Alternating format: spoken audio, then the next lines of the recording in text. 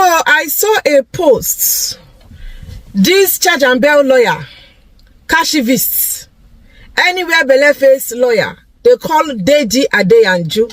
I saw a post he made where he said that obedience are the reason Obi will never be Nigeria president. Just Google see me. Yes! A lot of you use this man's name to get political position, get social media relevance. Ohaneze Ndioshin Andiama, Ohaneze Ndenapo has warned that no Igbo man should dare to contest.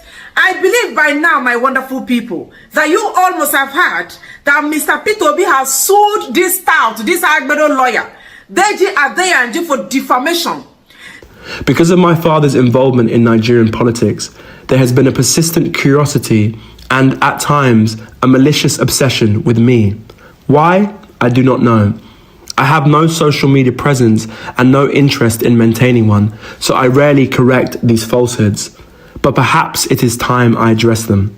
Thank you for clicking on today's video. Kindly like this video and feel free to hit the subscribe button if you have not subscribed. My name is Lillian. As always, let's get into the video. Today, I'm here to do like pastors, African pastors would do, especially Nigerians and Ghanaian pastors. After they give a prophecy, when it finally happens, they'll replay the video and say to people, I told you on so and so date, this is going to happen. So that is why we are here today. You know, I keep saying on here that Peter Obi's chances of becoming the president of Nigeria is getting slimmer and slimmer by the day. And all thanks to the actions of his people. In 2023, the kind of support that Peter Obi got from around the world, a lot of Africans, both African Americans, they wanted Peter Obi for Nigeria. They were supporting. But have you noticed that everything is coming down? So who should we blame right now? I'm not really good at blaming people, even though I like to point it out. Let's take a look at this video by Madam Lisa Kalu, the spokeswoman for Peter Obi. Are you ready? I'm joking, she's not, but she's there. Aduku.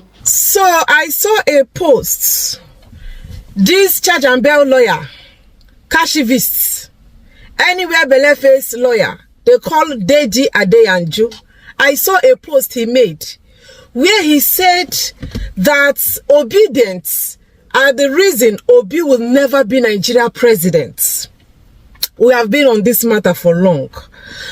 And the man Koko be say, there are factors that will hinder Peter Obi from becoming the president of Nigeria, of which this charge and bail lawyer they call Deji Adeyanju pointed out that obedience are one of the many reasons Obi will never be president, rule Nigeria, so to say.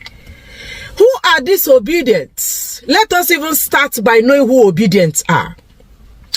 Obedient, as far as I'm concerned, in my own definition, are angry youths, aggrieved Nigerian youths, who have been subjected to generational poverty and stagnation, and who are also tired of this present status quo. They want a change in government. They want a change of leadership. They want a change of government. In fact, generally, obedient want the total overhauling of Nigeria system. Now, waiting, I understand about obedient group or obedient movement. They are youth. Yes, obedient are young people. And their demand is simple. You have stolen the future of our parents. We will not allow you to continue feasting on our own future. And that of our children will also be affected. Our children are not left out of the equation. We don't want that to continue happening. So they are very angry and so aggressive. And nobody will see the way Nigeria is and don't demand for a change. This Deji Adeyanju is now accusing the obedient that they are one of the reasons why Obi will never be president. This guy have 3 mouths. His mouth is over 3, not even 3, 4. Today he will say one thing, tomorrow he is saying another thing. It was not up to 2 weeks. This guy came out to say that he will not attack Peter Obi again. Reason is that he is hearing Kepu that Obi is now going to be vice to Atiku. They just want Obi to be vice. Anytime Obi start talking about, I'm going to make Nigeria to be better, I'm going to bring new Nigeria, you see, all these things, now waiting, they make them angry. They don't believe that Obi can. They don't see Obi as somebody that is competent enough to lead Nigeria, to govern Nigeria. They see Atiku as somebody that is above Peter Obi. And that is why they want Obi to come down to the level of, vicing Atiku. That thing. So, now waiting the guy here. They had rumor 2 weeks ago that Obi have come down to vice president. So right now, it look like that rumor is not real again. They don't see, say, Obi is still moving around, preaching that he's going to be on the ballot, he's going to contest. Now the thing where they make them angry. That is to say that this Kashivist, this he-goat they call Deji Adeyanju, he follow for the people where the milk article dry. He's one of the dollar boys. The boys where then they pay money. The boys where they help to push the agenda of Atiku Abubakar. Now the only thing, nothing else. Let us read from him. Obedience are the reason Obi will never be president. They have insulted, threatened everyone that could have supported or helped them. They have created political enemies across all zones by insulting everyone, and their actions are sanctioned by him. That the actions of obedience are sanctioned by Obi himself. It is his close aides that insult people, from politicians to critics, journalists, artists, etc. They insult everyone. The same insulting strategy that failed them in 2023. In put LMO, more like he's laughing. My brother, now your destiny and your future and that of your children, you they laugh. You say that obedience, and why I'm interested in this is because they are youth where they don't swallow their future. These people don't know what they don't do them for Nigeria. They are youths when don't know the history of Nigeria. Youths when don't know the history of Nigeria. You see that as a rock? There is no Igbo man that is going there to be a president until we have that conversation that you people are avoiding to have. Enough is enough. We cannot continue like this. We must fix Nigeria. Nigeria must be fixed, and it begins with me and you seeing this video. She gave a definition of the obedience. Obedience are a group of toxic young Nigerians with no idea of the history of Nigeria. Right from the inception of our country, Nigeria was barely 6 years old when this group of Nigerians came together, destroy her soul, and guess what their excuse was? The same thing, corruption. Corruption over a country that is barely 6 years old. The hurriness to make it in life for some Nigerians did not start today. And in 2025, some people are in the know. And if we must get our country back, if we must give Nigeria a chance to do well, we must put our emotions aside. Year in, year out, the same complaint, corruption. If you give Nigeria to Peter Obi, you think he's going to fix it? Now his people have come up with a new strategy. Oh, Nigeria has incurred debt. They are borrowing, you think you're smart. You are saying that because you believe Peter Obi will come into power. When he cannot perform, you start using that as an excuse to say, oh, he's settling debt. It's not going to work. This is 2025. And some of us no longer care, man. We are done. Enough is enough. Now, for a minute, close your eyes and imagine having a president that you, as a Nigerian, cannot criticize because his people will come for you. So Peter Obi will not be criticized. It's not going to anywhere. Until you have that conversation, you're not going anywhere. Now, this is not all. Let's take a look at this video. If you are the one, will you vote for a political party? Somebody should help me tell Kenneth Okonkwo. Money help me carry and confront seats. Because all of now when you Peter Obi get fame, come the online they talk like idiots. Or Google see me. Yes, a lot of you use this man's name to get political position, get social media relevance, and then you abandon him for the highest bidder. I say, oh Google help me. You all bastards are the problem of this country. You cannot be straightforward. You cannot stay one place and demand for what is right. I just watch it. I'll come off a road. No, a junction you there. I just watched one of his interview. I need a strong man. I'm picking a strong candidate. That's what I'm picking. No, let me even pack and ask you now. Please, define strength for me. No, somebody may not be like say they shout. Let's calm down now. I don't want to shout. Define strength for me. Or define I be made a put slap inside your face. You people are the problem. Tomorrow money, everybody voice go change. Think Kenneth will be forgotten at all. We had forgotten about you. Before the invention of CD plates, you were already forgotten. Our era end for cassettes. But the moment you mention Peter Obi, we say okay.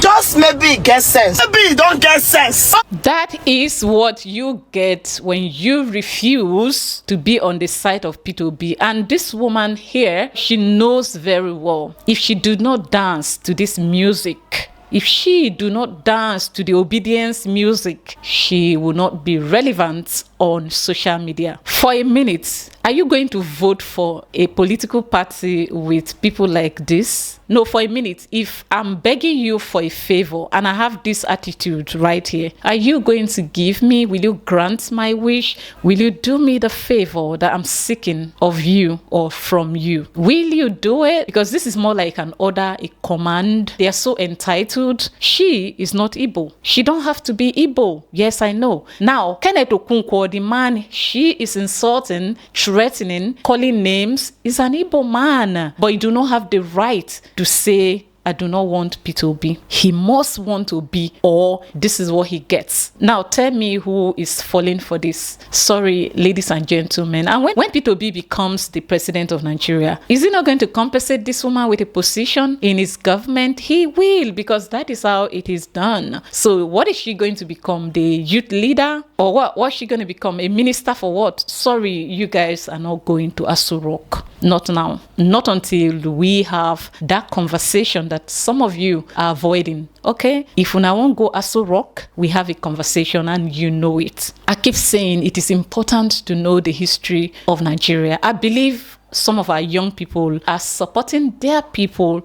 blindly. Sometimes I do pause and think, is it that you guys are not aware of our past, or you just feel like we should just shake it off and move on like that? No, we cannot do that. So if Peter Obi is going to Aso Rock, it means you guys are ready to have that conversation. Otherwise, Peter Obi will not go. Whatever it takes, we will fast, we will pray, we will campaign, we will speak up against this campaign. Like, you see some of us, we will continue to campaign against him, and there is nothing anybody will do about it. You come for me, the universe will come for you. Everything you wish me will come back to you. We cannot continue to live like that. Every time complain, hey, corruption. Who be the corrupt people? We as Nigerians, we need work done on us. I am a big critic of Nigeria, but ever since I got to know the history of Nigeria, I'm not regretting what I have said in the past. Now I get it. When one of my mommies here from Ghana, who happened to have lived in Nigeria for a very long time, when I was still doing the secondary school videos, she invited me over and sat me down. Though she didn't tell me everything, but she told me to be nice to Nigerians. Be good to your people. Show them the way. Teach them how to do things, okay? Your people are amazing people. That was what she said. But I didn't understand what she meant. It's now that I get to know the truth, and I went back to her and I said, Mommy, why didn't you tell me? She said, I just wanted to leave you to discover things yourself. And I'm happy you have. I'm happy you have discovered your country. And since then, my life have changed. If you do not know the history of the first school in Nigeria, then you are not qualified to be a Nigerian. So I didn't know that Nigeria have gone through a lot. Nigeria as a country have never been given a chance to be. Nigeria have gone through a lot, and guess who put her there? Igbo people. And they have refused to take accountability up until now. If you like, let it be 200 years. If we don't address that, forget all the revenge that happened. It's all a waste and nothing will change. I know you hate the truth. It's like pouring salt on. This is like another episode of pouring salt on an earthworm. I know. But if you don't accept it, if you don't look into it, nothing will change. Dear my fellow Nigerians, I have refrained from engaging with vitriol, scorn and suspicion directed at me online because I was not raised to trade in lies or to indulge in false narratives. I did not do so as a child, and I will not begin now as a grown man. Because of my father's involvement in Nigerian politics, there has been a persistent curiosity and at times a malicious obsession with me. Why? I do not know. I have no social media presence and no interest in maintaining one, so I rarely correct these falsehoods. But perhaps it is time I address them. I understand that gossip follows those connected to public life, but let me remind you, my father is the one in politics, not me. To assume that my life or choices are somehow political statements is a flawed and childish calculation. It reveals more about the pettiness of those spreading such narratives than it does about me or my father. This pattern has become all too familiar. Individuals opposed to my father seize ordinary photos of me, images that are neither hidden nor secret, and repackage them with false stories. These are not revelations, they are not exposés, they are simply misrepresentations, fiction spun from pictures. I have seen this happen to others, but experiencing it myself repeatedly is deeply unsettling. Still, I want it to be known clearly, what is being circulated is gossip. I'm an actor and a writer by profession. Many are surprised, given the businessman, entrepreneur, and economist my father is. I'm sure he imagined I might follow that path. Yet, though my career is far from what he envisioned, he fully supports me. Unlike many children of Nigerian politicians, I have never relied on nepotism. I was raised to know that my father's wealth is not mine and that I must build my own life. My chosen path is in theatre and filmmaking, so far from the world he inhabits. An industry that embraces diversity of class, race, sexuality, and identity. I portray characters vastly different from myself. Yet some online use these roles against me and my father, presenting fiction as fact. I trust any rational person can see how absurd this is. More importantly, Nigeria has far greater issues than idle speculation about what Peter Obi's son is doing. Close your eye for a minute and imagine that that is Tinubu or Atiku's son. Oh my hula la. They will drag, they will want to buy themselves on that. But right now, everywhere is calm. Everywhere is calm because people cannot talk. If you criticize, they will come for you. Well, the more you do that, the more you provoke people into anger. The more you bully people, some of them are not going to speak up again. They are going to go silent, and there is weight behind it. They are not going to vote for your candidate, and you will cry and kick. You will be kicking, you will cry come 2027, and that is what you need to drive you crazy so that you can go to your Biafra, because enough is enough. I personally do not like injustice, and I hate it when I see one. And I am done with this video. The comment section is there. Harass yourself, insult, do whatever you want. If I like, I block you. If I like, I leave it just to expose you. It's not everyone that will continue to live in the fear of Igbo people. Please, enough is enough. And guess what? Obi is not going for presidency. The earlier you know that, the better for you.